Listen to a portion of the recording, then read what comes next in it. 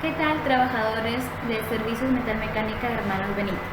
El día de hoy voy a darles una capacitación acerca de los primeros auxilios. Como definición de primeros auxilios, tenemos que esto va a ser un conjunto tanto de acciones y de técnicas que nos van a permitir dar una primera atención inmediata. ¿Para qué? Para nosotros poder salvar lo que es la vida de la persona accidentada o, en su defecto, tratar de que las lesiones que presente esta persona accidentada sean los menos graves posible. Ahora, definamos lo que es un accidente de trabajo. Para eso primero tenemos que definir lo que es un accidente. Esta viene a ser la pérdida brusca del equilibrio funcional que puede suceder en cualquier circunstancia. Es decir, puede suceder en la casa, mientras uno cocina, barre, plancha. También puede suceder en las calles, por ejemplo, los accidentes de tránsito, y obviamente también ocurren los accidentes en el trabajo. Por ende, el accidente de trabajo viene a ser toda aquella lesión corporal que el trabajador sufre cuando se encuentra ejecutando una labor del mismo trabajo. Por ejemplo, tenemos la primera imagen donde vemos a un señor que no está teniendo lo que es un equipo de protección personal adecuado y está trabajando con una maquinaria. Entonces esto nos puede, fácilmente el señor pudo haber tenido una desconcentración, un descuido, y en ese descuido la maquinaria le atrapó la mano. Otro ejemplo es un señor que está caminando con un carro lleno de cajas y por no fijarse bien en las escaleras se cae con las cajas y el carrito. ¿Cuáles son las lesiones más frecuentes que ocurren en el trabajo? Vamos a tener las contusiones, las heridas pueden ser abiertas o cerradas, que posteriormente lo voy a explicar. Por esas heridas se produce lo que es una hemorragia, también externa, interna, exteriorizada. También en el trabajo puede suceder lo que son las quemaduras, que hay una pérdida de conciencia del trabajador, y fracturas o luxaciones. Luego vamos a definir lo que es una cadena de supervivencia. Primero tenemos que tener muy en claro que la persona que va a estar encargada de dar los primeros auxilios va a ser el primer eslabón de esta cadena de supervivencia. Y esta persona se va a tener que encargar de, primero que todo, reconocer que están ante una emergencia. Luego, evaluar la gravedad de la emergencia y posteriormente dar lo que es el soporte inicial adecuado, es decir, los primeros auxilios. Ahí podemos ver en la imagen que siempre, una vez que se ha identificado una emergencia, se tiene que dar aviso, luego va a ayudar al accidentado hasta que lo estabilice y posteriormente el traslado hacia un establecimiento de mayor complejidad. ¿Cuáles son los principios básicos que va a tener el socorrista? El socorrista viene a ser la persona que va a brindar los primeros auxilios. Número 1, tenemos que tiene que tener calma. Sin embargo, no porque tenga que tener calma va a actuar de una manera lenta, sino la persona que brinde los primeros auxilios va a ser calmado, pero va a actuar rápido. Siempre tiene que asegurarse de que no existan más peligros. Porque obviamente si la persona que va a socorrer no puede ayudar al accidentado, si la causante del accidente sigue estando presente, entonces lo que se tiene que hacer es jalar a lo que es el accidentado a una zona segura para así brindar los primeros auxilios. Luego se tiene que cuidar al máximo el manejo del paciente dependiendo del accidente que haya sufrido, y no se tiene que mover hasta completar la estabilización del paciente. Siempre se tiene que empezar por lo más urgente, es decir, si el paciente presenta una herida abierta con una hemorragia masiva y en la pierna, pero sin embargo le dice que le duele la cabeza, el socorrista no va a priorizar el dolor de cabeza, sino lo que va a priorizar es el cese de la hemorragia. También se tiene que tranquilizar al accidentado y procurar una atención médica lo antes posible. Siempre se tiene que avisar mientras uno está haciendo los primeros auxilios, otra persona encargada va a avisar al establecimiento de mayor complejidad. Se tiene que despejar el área, no dejar que varias personas se amontonen alrededor del accidente. Como mencioné antes, se tiene que empezar por lo más urgente y priorizar lo que son las heridas del accidentado, y nunca, señores, nunca se tiene que abandonar el herido. Siempre se tiene que quedar con el herido para estabilizarlo. No porque yo digo, bueno, estoy acá con el herido, pero voy a avisar y lo dejo solo.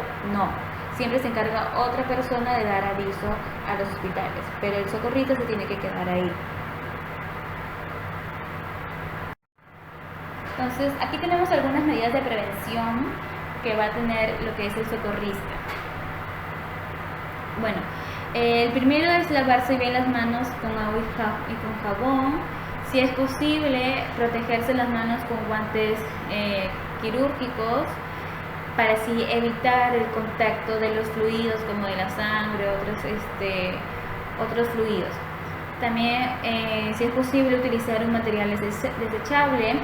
No compartir lo que es el material entre dos accidentados.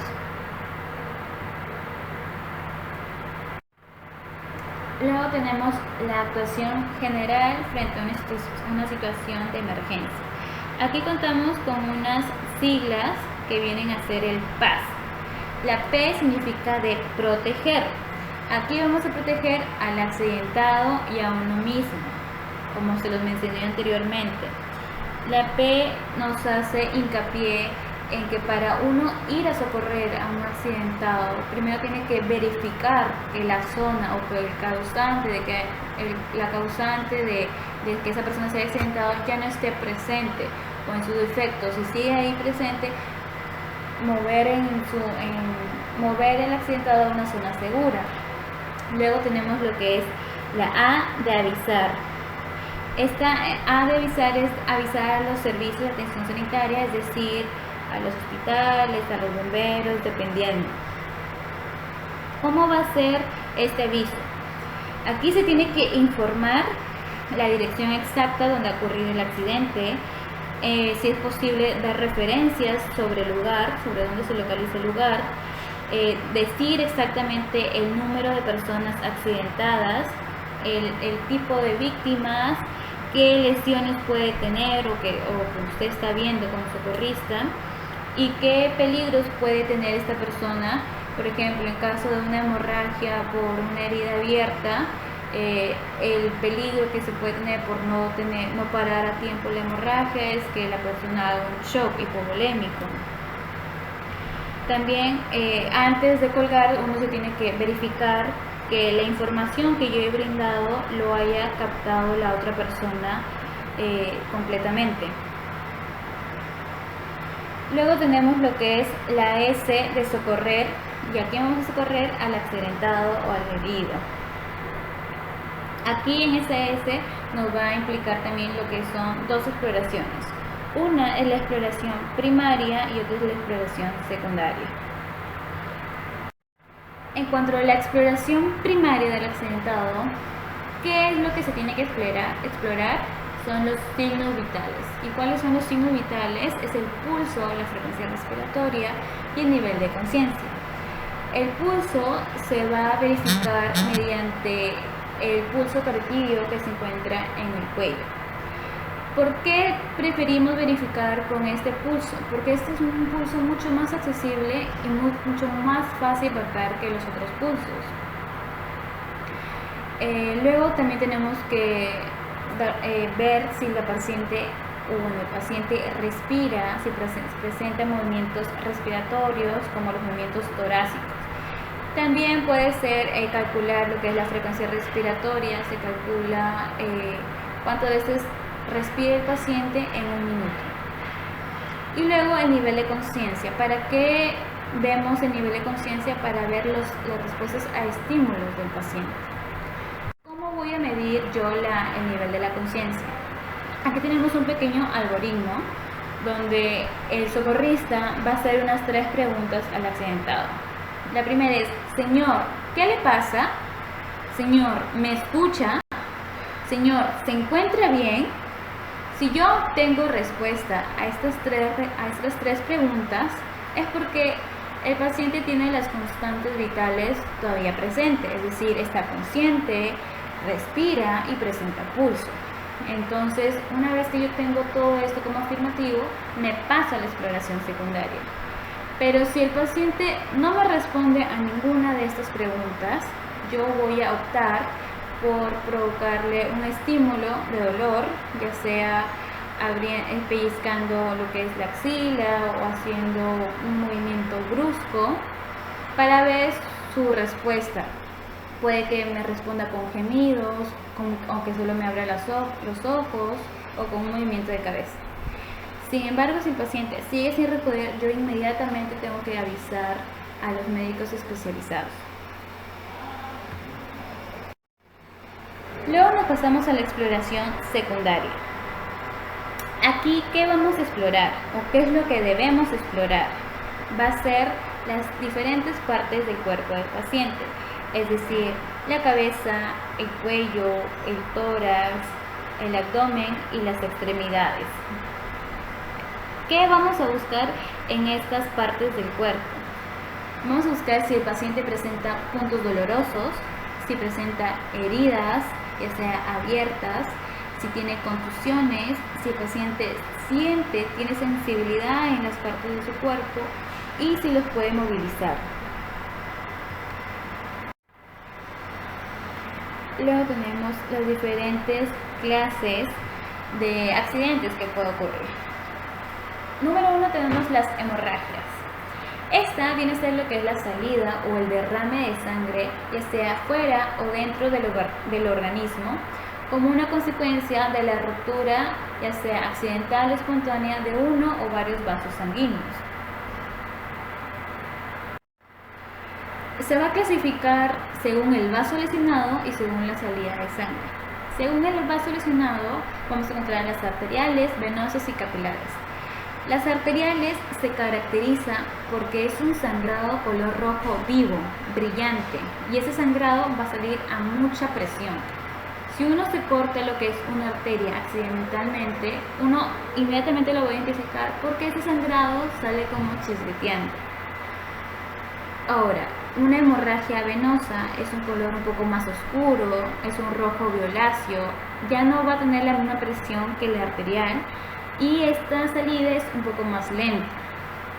Las hemorragias capilares es de un color rojo ladrillo, este también es un sangrado lento y aquí se puede clasificar, por ejemplo, los hematomas.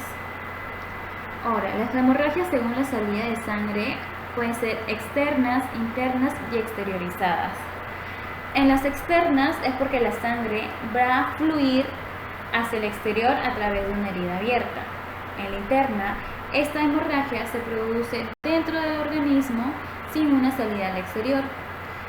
Y en la exteriorizada se produce en el interior del organismo y esta fluye a través de un orificio natural del cuerpo, como podemos ver una imagen de lo que es un sangrado en la nariz o también podría ser un sangrado en el oído. Ahora, ¿qué debemos hacer en caso de hemorragias externas? Tenemos que la persona que ayude o brinde los primeros auxilios, como mencioné anteriormente, tiene que verificar que la zona esté segura antes de acercarse. Una vez que se encuentra al lado del accidentado y que haya verificado que todo está normal en el área, va a tener que observar si este paciente presenta o no alguna lesión visible. En caso de presentar lo que es una herida abierta, como una hemorragia externa, el socorrista tendrá que buscar gasas estériles o, si no es posible encontrar gasas estériles, buscar lo que es una tela limpia. ¿Qué es lo que va a realizar como primera instancia? Es con estos gasas estériles que he cogido, voy a hacer una presión directa sobre el punto sangrante, mínimo por unos 10 minutos. Nunca debo retirar la gasa que cubre la herida, es decir, si yo ya estoy haciendo la compresión ahí y ya voy más o menos unos 5 minutos, no puedo retirar esa gasa que he puesto porque ahí ya se está formando lo que es un tapón. Entonces, al yo retirar esa gasa, otra vez la herida va a volver a sangrar. Una vez que yo haya detenido la hemorragia y colocado lo que es mis gasas estériles, voy a proceder a vendar el sitio para así poder trasladar al paciente al hospital.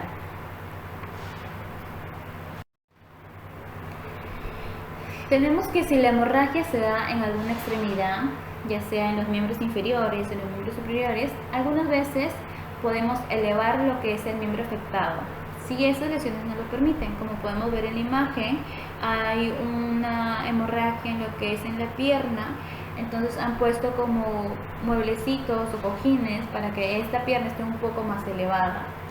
En el caso de la otra imagen podemos ver que el socorrista está elevando lo que es el brazo del paciente donde presenta la hemorragia. ¿Cuál es otra alternativa para detener una hemorragia externa? Vamos a realizar una compresión arterial. Esta se va a aplicar en miembros de extremidades y se va a localizar lo que son las arterias principales para detener la circulación sanguínea. ¿Qué quiere decir? Por ejemplo, si yo sufro, o bueno, yo soy la persona que está socorriendo y voy a ayudar al accidentado y presenta una herida a nivel de la muñeca, yo no voy a realizar lo que es la compresión arterial a nivel de la arteria radial, sino tengo que buscar un punto más arriba. Es decir, yo buscaría, como podemos ver en la imagen, lo que es la arteria humeral, como el socorrista lo está haciendo en esta imagen. ¿Cuáles son las arterias donde yo podría hacer compresión? Es en la arteria carótida, que está ubicada a nivel del cuello, en la arteria subclavia, a nivel de las clavículas, la arteria axilar, la arteria humeral, que está ubicada en el brazo, la arteria femoral y la arteria inguinal. Estas últimas dos es cuando se presente lo que es una lesión a nivel de la pierna. Luego, por último, vamos a tener como una medida solamente excepcional, es el torniquete. Solo se va a utilizar esta medida cuando el sangrado no haya disminuido después de hacer 15 minutos de compresión. Lo que se va a realizar primero es buscar lo que es con lo que se va a hacer el torniquete, una banda ancha, y si la lesión que presenta es en esta parte del cuerpo, yo no puedo realizar lo que es el torniquete en la misma herida, así que yo tengo que hacer el torniquete más o menos unos 5 a 6 centímetros de distancia de la herida. Una vez que yo haya hecho esta compresión, como podemos ver aquí el torniquete, buscamos lo que es un material, ya puede ser un palo, un lapicero, un plumón, y le vamos a hacer un nudo. Una vez que le hacemos el nudo, nosotros vamos a girar este elemento que hemos buscado, como el lapicero o el palo, para así generar lo que es una presión. Una vez que ya está el torniquete a la presión que yo quiero controlar para detener el sangrado, utilizo otra banda para poder sujetarlo y pasarlo por delante del torniquete y amarrarlo por detrás de la pierna en este caso. Siempre tengo que estar vigilando el pulso cada 20 minutos y también cada 20 minutos aflojar lo que es el amarre, pero sin lograr retirarlo. También tenemos que observar cómo es la coloración de la extremidad donde se ha hecho el torniquete.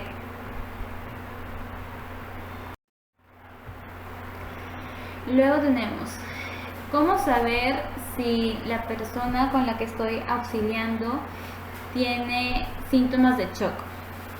Si la persona tiene síntomas de shock, va a presentar o va a tener lo que es piel pálida, fría, húmeda y sudorosa. Va a presentar lo que es el pulso rápido y débil, que ya saben se tiene que identificar a nivel del cuello. La respiración también va a ser superficial y rápida. Algunas veces va a presentar lo que son labios y uñas de coloración azul. La presión arterial, si es que se pudiera medir, también se va a encontrar baja. Y vamos a ver alteraciones de la conciencia. Es decir, la persona esté confundida, no esté orientada, tenga mareos, no responda correctamente. ¿Qué es lo que vamos a hacer cuando encontramos este tipo de accidentados? Vamos a tener que controlar los signos vitales, como lo mencioné anteriormente. Verificar si tiene pulso, de cuánto es su frecuencia respiratoria y el nivel de conciencia. Luego vamos a tratar de controlar lo que son las lesiones que están provocando este shock hipovolémico. Como mencioné antes, si presenta una hemorragia, tratar de detener el sangrado. También tenemos que evitar la pérdida de calor del paciente cubriéndolo con una manta.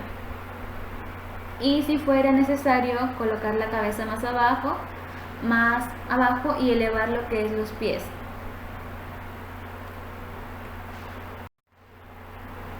Luego, ¿qué vamos a hacer en caso de hemorragias exteriorizadas? Un ejemplo de la hemorragia exteriorizada son las epistaxis. Lo primero que uno va a hacer ante una epistaxis es realizar una presión directa contra el tabique nasal del que se está sangrando por 5 minutos. La persona no tiene que inclinar la cabeza hacia atrás, sino tiene que ponerla hacia adelante, porque se han habido casos donde cada vez que uno sangra piensa que lo correcto es inclinar la cabeza hacia atrás, pero esto puede provocar que se atragante con la misma sangre. Si el sangrado no cesa aún haciendo esta compresión del tabique nasal, se puede realizar lo que es un taponamiento con gasa mojada en agua oxigenada, ya que la agua oxigenada tiende a ser un buen hemostático. Y luego de que ya he hecho los primeros auxilios, voy a acudir rápidamente a un centro especializado. Luego continuamos con los traumatismos de partes blandas. Aquí tenemos lo que son las contusiones. Estos van a ser lesiones que por el impacto sobre las partes blandas como el tejido muscular no producen una pérdida de continuidad de la piel. Es decir, solo va a presentar un cambio de coloración, una inflamación, un dolor. Es comúnmente conocido como el hematoma. Entonces, ¿qué vamos a hacer frente a estos casos? Tenemos que aplicar frío en intervalos de 20 minutos, es decir, colocar lo que es una compresa fría con hielos o hielos envueltos en una toalla, y esto ir poniéndolos en la zona afectada cada 20 minutos. Esto nos va a ayudar para disminuir la inflamación y también la equimosis. Luego tenemos que elevar la zona afectada. Vamos a hacer una compresión directa o un vendaje compresivo y se le tiene que solicitar al accidentado reposo. En cuanto a otros traumatismos que puede haber son las heridas. Estas heridas son lesiones que se producen porque sí va a haber una pérdida de continuidad de la piel como la consecuencia del propio traumatismo. Aquí podemos tener diferentes clasificaciones. Tenemos una herida leve que solo va a afectar lo que es a la epidermidis y se ha producido menos de 6 horas. Una herida grave porque va a afectar a las capas profundas de la piel o puede afectar a otros órganos internos. En estas heridas hay bastante hemorragia que es extensa. Esta herida puede estar sucia, también puede presentar cuerpos extraños y se ha producido más de 6 horas. También se clasifican en heridas incisas, contusas y punzantes. Las incisas están producidas por objetos cortantes, presenta una herida limpia, de bordes limpios, bien definidos y tienden a sangrar abundante. Luego, las heridas contusas, estas son producidas por objetos que son romos o por impactos, como podemos ver en la imagen. Esta tiene unos bordes irregulares y su sangrado es escaso. En las heridas punzantes son producidas por objetos, como su mismo nombre lo dice, punzantes, y va a predominar la profundidad sobre la superficie. Como podemos observar aquí en la última imagen, está atravesando lo que es un clavo, el dedo. ¿Cuál va a ser la actuación frente a los diferentes tipos de heridas? En una herida leve, lo primero que uno tiene que realizar como socorrista es lavarse las manos con agua y con jabón, utilizar lo que son las gasas estériles, un antiséptico, y una vez que haya tenido lo que es o detenido la hemorragia y limpiado bien la herida, tapar con gasa estéril y sujetar con un esparadrapo. También es preciso indicar y hacer bastante hincapié en que no se tiene que echar alcohol sobre estas heridas o sobre quemaduras que sean abiertas, porque el alcohol tiende a quemar lo que es los bordes de las heridas. Y no piensen que va a desinfectar la herida. Es preferible 1000 veces lavar una herida abierta con suero fisiológico y con gasas estériles. En cuanto al manejo de las heridas graves, primero se tiene que controlar la hemorragia, si es que lo hubiera. No se tiene que extraer los cuerpos extraños. Tiene que sujetárselos para evitar que se muevan, porque uno no sabe o sea, si es un fierro que ha atravesado el pulmón, no se tiene que quitar, porque uno no sabe si está atravesando una arteria que está evitando que provoque una hemorragia masiva. Entonces estos cuerpos extraños se tienen que sujetar para evitar que se muevan. Se tiene que manipular la herida lo menos posible y se va a cubrir con gasa estériles. Siempre se tiene que estar vigilando y evaluando los signos vitales. En cuanto a los traumatismos óseos, encontramos los articulares, que vienen a ser las luxaciones y los esguinces, y los óseos es la misma fractura. En los traumatismos óseos encontramos los articulares, el esguince, que viene a ser el desgarro incompleto de lo que es la cápsula articular o los ligamentos sin rotura. Acá va a ocurrir lo que es una separación momentánea de las superficies articulares, que produce que estos ligamentos se distiendan, y esto provoca dolor. Algunas veces llega a romperse esos ligamentos. ¿Cómo se va a identificar un esguince? Es porque la persona va a presentar dolor, inflamación, va a tener un enrojecimiento de la zona afectada y va a tener una impotencia funcional. Es decir, esta va a ser relativa. Puede que cuando una persona tenga el esguince en lo que es el tobillo, el pie, no va a poder moverlo con facilidad. ¿Qué vamos a hacer ante una situación como esta? Se tiene que igual aplicar frío local con una compresa fría. Se va a levantar la extremidad que esté afectada, se tiene que indicar reposo y se tiene que inmovilizar la articulación mediante un vendaje, que posteriormente lo voy a explicar.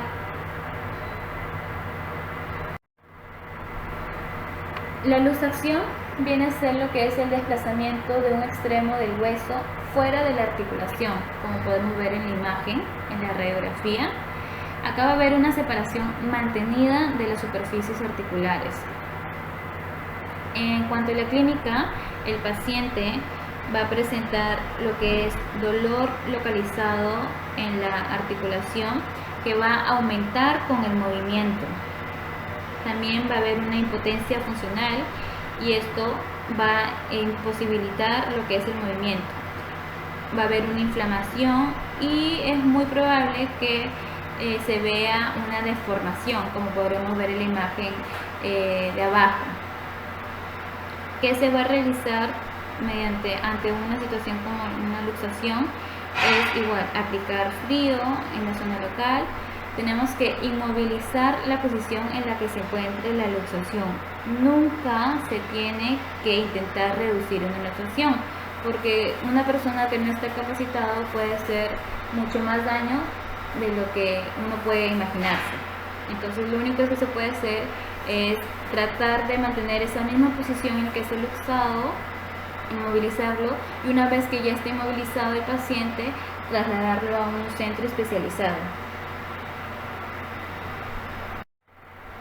En cuanto a las fracturas, tenemos que viene a ser la pérdida de continuidad de un hueso.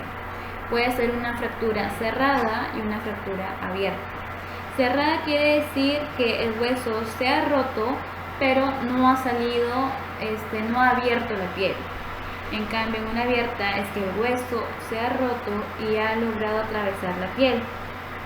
En cuanto a la clínica, es igual el dolor que aumenta con el movimiento y va a haber una gran inflamación. También puede haber una deformidad, va a haber una crepitación porque el hueso se está moviendo y una impotencia funcional. En cuanto a la actuación, tenemos que no debemos mover la extremidad. Si el paciente se ha fracturado la mano o el brazo, se tiene que quitar los anillos, los relojes y toda aquella cosa, objeto que apriete la extremidad. Una vez que haya despojado de todo al accidentado, se tiene que inmovilizar la articulación. En las fracturas abiertas, esta tiene que cubrir la herida con gasas estériles, todo tiene que ser esterilizado, o si en su caso no hay gasas estériles, buscar lo que son telas o trapos que estén limpios para evitar una contaminación de la herida, y mejor si están humedecidos. Luego siempre se tiene que observar el color de los dedos, de las manos o de los pies, porque si se empiezan a tornar un poco azulados, quiere decir que no está llegando irrigación hacia esa extremidad. El socorrista, al realizar lo que son las inmovilizaciones, tiene que evitar retirarle el calzado, ya que al tratar de hacerlo se pueden producir movimientos innecesarios que pueden ocasionar más daño del que ya hay. Se va a tener que sostener la fractura por ambos lados del sitio de la lesión. Se tiene que proteger las prominencias óseas, ya sea de rodillas, tobillos, codos, y aquellas áreas que estén expuestas a presión, como la axila o el pliegue del codo o la región genital. Cuando se vaya a hacer lo que es la inmovilización con alguna férula, con palos, se tiene que buscar acolchar lo que es el material rígido utilizando toallas, telas, algodón o espuma para evitar que haya más lesiones entre las articulaciones. No tratar de colocar al hueso en la posición original. Nunca se debe tratar de colocar al hueso en posición original porque esto puede hacer más daño del que ya existe. Vamos a colocar lo que son férulas que abarquen las articulaciones que estén por encima y por debajo de la fractura. Es decir, como vemos en la primera imagen, la fractura está en el medio del brazo, en los ambos huesos, cúbito y radio. La férula va a ir desde los dedos hasta el codo. Y una vez que ya se ha logrado inmovilizar la zona afectada, se va a trasladar al hospital. En cuanto a los vendajes, se puede realizar vendaje de compresión. Esto se utiliza para provocar lo que es una hemostasia en heridas, es decir, cesar lo que es la hemorragia. Se va a colocar diferentes gasas estériles y una vez que ya se haya colocado las gasas estériles, se va a proceder a vendar esta herida. Si hubiera lo que es una lesión a nivel de la palma de la mano, en la primera imagen nos indica que tendríamos que poner o hacer compresión con una tela, como lo vemos en la primera imagen, una bola de tela dice. Una vez que haya hecho compresión, proceder a vender desde la palma hasta arriba y con esta misma tela hacer la presión y vendarlo.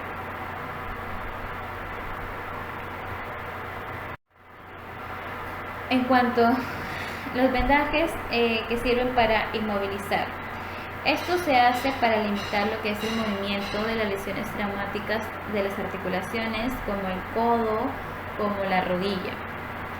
En estas articulaciones se va a tener que poner en una postura semiflexionada y se van a dar 2 vueltas circulares en el centro, como podemos ver los números. Y una vez que empieza a dar las vueltas en el centro, uno va a seguir en forma de 8 cruzados, ya sea brazo, antebrazo o pierna y muslo. En cuanto a lo que es el vendaje para el pie o el tobillo, se va a iniciar con 2 vueltas circulares a nivel del tobillo, luego se va a dar varias vueltas en 8, ya sea abarcando lo que es de pie a tobillo, y va a terminar también con 2 vueltas circulares a la altura del tobillo. Todos estos vendajes posteriormente los vamos a practicar cuando se realice lo que es el taller de primeros auxilios.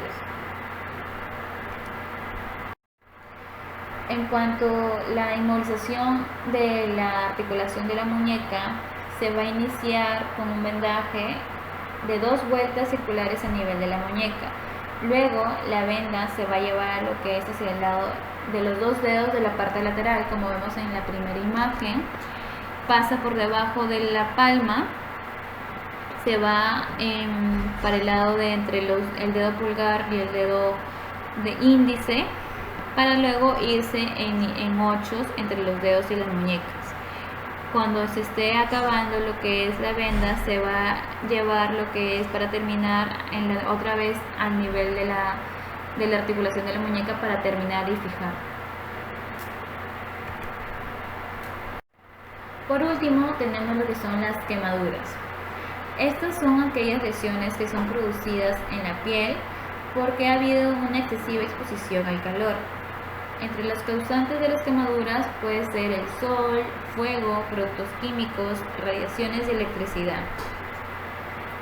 También se va a clasificar por los grados de quemaduras.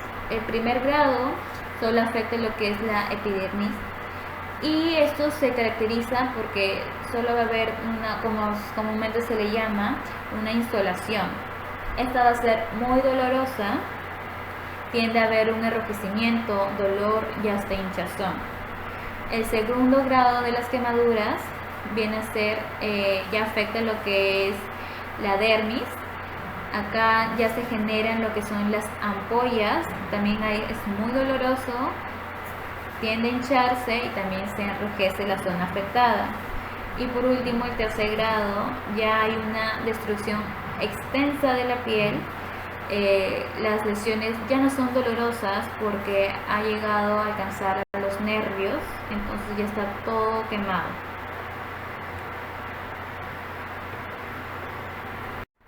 ¿Qué vamos a hacer ante una quemadura en el trabajo? Primero que todo, el socorrista tiene que suprimir el agente que está causando esta lesión. Se tiene que autoproteger antes de ir a examinar al accidentado.